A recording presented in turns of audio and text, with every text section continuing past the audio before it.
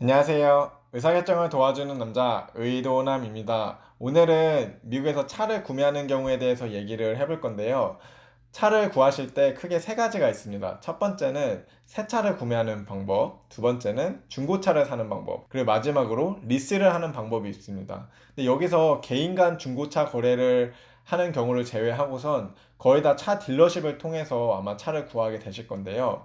그냥 어리버리 하시다가 뭐 나중에 계약하고 난 걸 보면은 약간 호구 잡혀 있는 경우가 되게 많아요. 그래서 오늘은 리스하는 경우는 제외하고 딜러십에서 파이낸싱을 하실 때 어떤 식으로 계약을 구성을 해야 되는지 24, 10 이제 24, 10 룰이라고 하거든요. 이제 그거에 대해서 말씀을 드리고 또 영상 마지막 부분에서는 어떻게 하면은 조금 더 딜을 잘 받을 수 있는지 간단한 팁도 공유해 드리도록 하겠습니다. 네, 그래서 오늘도 엑셀을 보면서 말씀을 드릴 건데 제가 여기 자동차 대출 계산기를 만들어 놨어요. 그래서 오늘 가정할 케이스는 바로 3만 불짜리 차를 산다고 가정을 해볼게요. 3만 불 정도 되는 가격이라고 하면은 새 차 기준으로는 뭐 어코드나 캠리 정도 수준이고 SUV 중고 렉서스 뭐 한 3, 4년 된 거 정도라고 생각하시면 될 것 같아요. 그래서 24, 10 이거의 첫 번째 20이 바로 여기 다운 페이먼트에 나옵니다. 그래서 첫 번째 룰은 바로 다운 페이먼트를 20% 이상 해야 된다는 거예요. 20%보다 낮게 하면은 아무래도 이자가 붙는 이제 원금이 늘어나기 때문에 이자 비용이 되게 많이 나갑니다. 그래서 어떤 차를 사든 20%는 다운 페이먼트를 해라. 이게 규칙이고요. 20%를 했을 때 24,000불을 파이낸싱 하게 되는 거죠.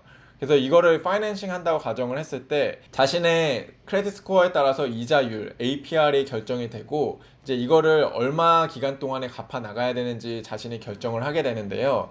여기서 중요한 게 얼마 동안 갚아 나가냐가 바로 두 번째 규칙이에요. 그래서 여기 두 번째 있는 4는 바로 4년 이내를 의미합니다.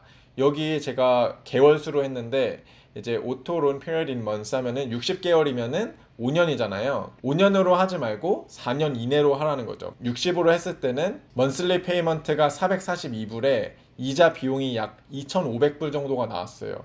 근데 이거를 제가 48로 바꿔보겠습니다. 48로 바꿨더니 542불 월 내는 비용은 올라갔지만 이자 비용이 500불 정도가 싸졌습니다. 그래서 결국에는 이 모든 가이드라인이 내가 쓸데없이 이자를 많이 내면 안 된다. 여기서 오는 거고요. 월별 내는 비용은 늘어났지만 적은 기간에 내고 또 이자를 적게 내는 거예요. 그래서 현재까지 다운 페이먼트 20%를 하고 이자율 4%로 4년 내에 갚는다고 했을 때 542불이 나왔습니다. 그러면은 이제 마지막 10은 뭐냐고 했을 때 이 마지막 10은 자신 넷 인컴의 10%예요. 그래서 이 월별 비용이 자신의 넷 인컴의 10%를 넘으면 안 된다가 바로 세 번째 규칙입니다. 이제 연봉을 8만 불 받는 사람이 이 차를 산다고 가정했을 때 또 넷 인컴을 봐야 되는데 이 넷 인컴은 제가 30%를 제외를 했습니다. 이 30%에는 세금도 들어가 있고 뭐 보험이나 401k 금액을 제외했다고 가정을 할게요. 그래서 내 실제 통장에 찍히는 금액이 연 56,000불이 들어오는데 월로 계산하니까 약 4,667불입니다. 이거에 10%를 했더니 467불이에요. 그러면은 이 467불과 542불을 비교했을 때 이 542불이 이 467불을 넘으면 안 돼야 된다는 거죠. 그게 가이드라인인데 지금 이 경우 같은 경우에는 이 차는 되게 비싼 차예요. 그러면 쉽게 생각해도 두 가지 방법이 있는데 하나는 차값을 낮추던가 다른 하나는 연봉을 높이던가입니다. 맞죠? 근데 뭐 지금 내가 연봉을 바로 높일 수 없다라고 했을 때 내 차값을 낮추는데 난 정말 포기하기 싫다 이러시면은 다운 페이먼트를 좀 올리시면 돼요. 그쵸? 그래서 다운 페이먼트를 조금 올리면은 뭐 30%라고 가정을 해볼게요.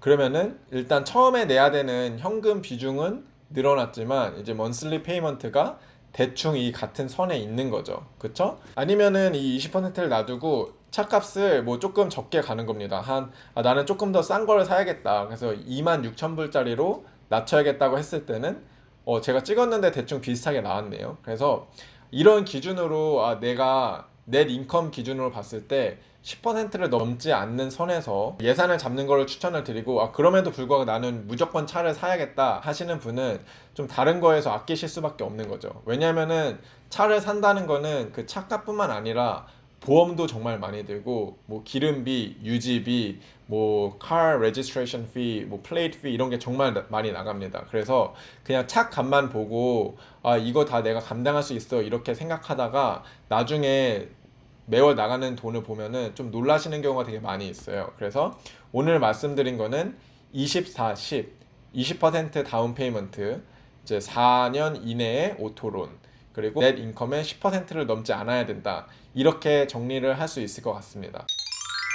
네, 그래서 오늘 이 한 계산도 좀 유용하게 쓰셨으면 좋겠고, 마지막으로 그러면은 이 파이낸싱을 어떻게 잘해야 되냐 했을 때, 첫 번째는 프로모션을 진짜 잘 이용하시면 좋아요. 요즘 특히 일본차 같은 경우에는 0% APR 프로모션을 가끔 합니다. 휴일에 맞춰서 할 때도 있고 정기적으로 할 때도 있는데, 만약에 0% APR이 나오면은 그건 정말 좋은 딜이에요. 0% APR일 경우에는 자신의 오토론 기간을 늘릴 수 있는 만큼 늘리셔도 좋습니다. 보통 0%라고 했을 때 36개월 또는 48개월에 한정될 수도 있어요. 근데 만약에 내가 60개월, 72개월로 해도 똑같이 0%를 받을 수 있다 하면은 무조건 이제 길게 늘어뜨리는 게 이득인 거겠죠. 좋은 딜을 따기 위해서 딱 두 가지 더 말씀드리면, 하나는 매월 말 또는 매 분기 말에 가시면은 싸게 딜을 받으실 수 있습니다. 딜러샵에서도 결국에는 매월 이제 보고를 해요. 매월 매출 보고를 하고 매 분기 보고를 하는데, 마지막에는 그 목표를 채우기 위해서 정말 달립니다. 그래서 끝에는 자신이 조금 마진을 손해 보더라도 일단 팔아야 되는 급한 마음이 많이 생겨요. 그래서 월 초보다는 월 말, 또 월보다는 이제 분기 말, 3월 말, 6월 말, 9월 말, 12월 말 이렇게 있죠. 그래서 이 기간에 가시면은 더 정말 많은 프로모션을 한다고 말씀드릴 수 있을 것 같아요. 그리고 마지막으로는 그 간 자리에서 사인을 하지 마세요. 그러니까 보통 카 딜러샵에서 하는 전략은, 뭐 내가 조금 고민하는 것 같으면 괜히 옆에 있는 매니저 불러와가지고 매니저랑 얘기해봐라 뭐 이런 식으로 하는데, 무조건 그 자리에서 한번 털고 일어나셔야 됩니다. 딜러샵에서는 무조건 그날 계약을 하는 거를 원해요. 근데 그거를 그냥 노하고 나 다른 옵션도 있다 하고 일어나셔야만 진짜 프로모션 좋게 받을 수 있습니다. 네, 그래서 오늘은 차 구매에 관한 전반적인 얘기를 해봤는데요. 네, 다음 영상에서는 리스를 어떻게 하면 싸게 받을 수 있는지 또 얘기를 해보는 시간을 갖도록 하겠습니다. 네, 도움이 되셨다면 구독과 좋아요 부탁드리고, 혹시 주변에 차 사시는 분들이 있으면 이 영상 꼭 공유해 주셨으면 좋겠습니다.